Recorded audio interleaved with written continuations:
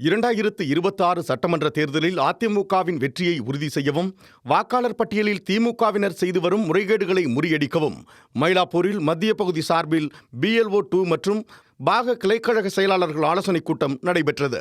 முன்னாள் சட்டமன்ற உறுப்பினர் MK அசோக் கலந்து கொண்டு பாக முகவர்களுக்கு அனல் பறக்கும் ஆலோசனைகளை வழங்கினார்.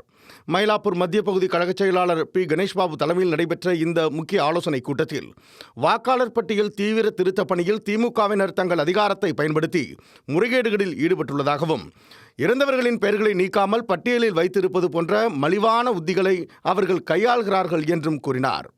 எனவே நமது பாக முகவர்கள் மற்றும் நிர்வாகிகள் ஒவ்வொரு வீடாக சென்று வாக்காளர் பட்டியலை நேரடியாக சரிபார்க்க வேண்டும். இறந்தவர்கள் மற்றும் இடம் மாறியவர்களின் பெயர்களை கண்டறிந்து அவற்றை நீக்க உடனடி நடவடிக்கை எடுக்க வேண்டும் எனவும், உண்மையான வாக்காளர் பட்டியலை உறுதி செய்வதே நமது முதல் வெற்றி என்றும் MK அசோக் கூறினார். 2024 நடைபெறுகின்ற சட்டமன்ற தேர்தலில் விழிப்புணர்வோடு இருக்க வேண்டும். அசந்து மறைந்து இருக்கக்கூடாது.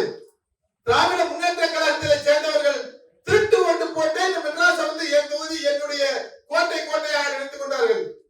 இதையும் மீறி நம்ம செஞ்சிருக்கோம், பெரிய விஷயம் அது. அவ்வளவு முதலைக்கு மக்கள் வாக்களிச்சிருக்காங்க. இன்னைக்கு வேணா பாருங்க, 2 தொகுதியோட சென்னையில வராது. நீ எழுதிக்கங்க, 2 தொகுதியோட சென்னையில வராது.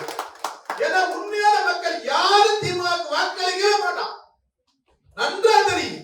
ஒவ்வொரு பூத்துல பாத்தீங்கன்னா, ஒவ்வொரு தொகுதியில பாத்தீங்கன்னா குறைஞ்சது 70,000 80,000 வாக்குகளுக்கு மேல் எல்லா வாக்குகளும் வந்து மாற்றப்பட்டிருக்கு. இன்னைக்கு இருக்கின்ற கிளைக்கழக செயலாளர்கள் நிர்வாகிகள் அனைவருக்கும் ஒவ்வொருடைய முகம் தெரிய வேண்டும். நம்முடைய வேட்பாளர் நம்ம பகுதியில இருக்கின்ற வாக்காளர்களை ஒவ்வொருத்தரையும் அடையாளம் காண வேண்டும்.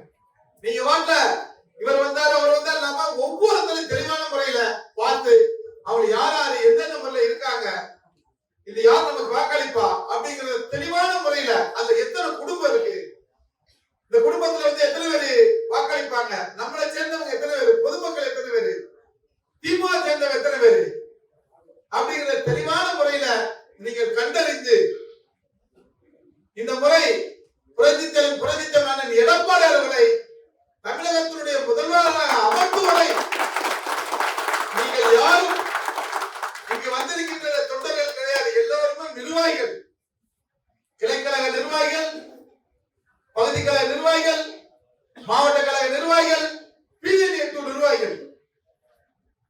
நீங்கள் தான் இந்த இயக்கத்தை அதிகப்படியான வாக்குகள் வித்தியாசத்தில், மயிலாப்பூர் தொகுதியிலே சென்னையிலேயே அதிக வாக்குகள் வித்தியாசத்தில் நாம் வெற்றி பெற செய்ய வேண்டும். இன்றிலிருந்து நீங்கள் அனைவரும் ஒரு உறுதிமொழி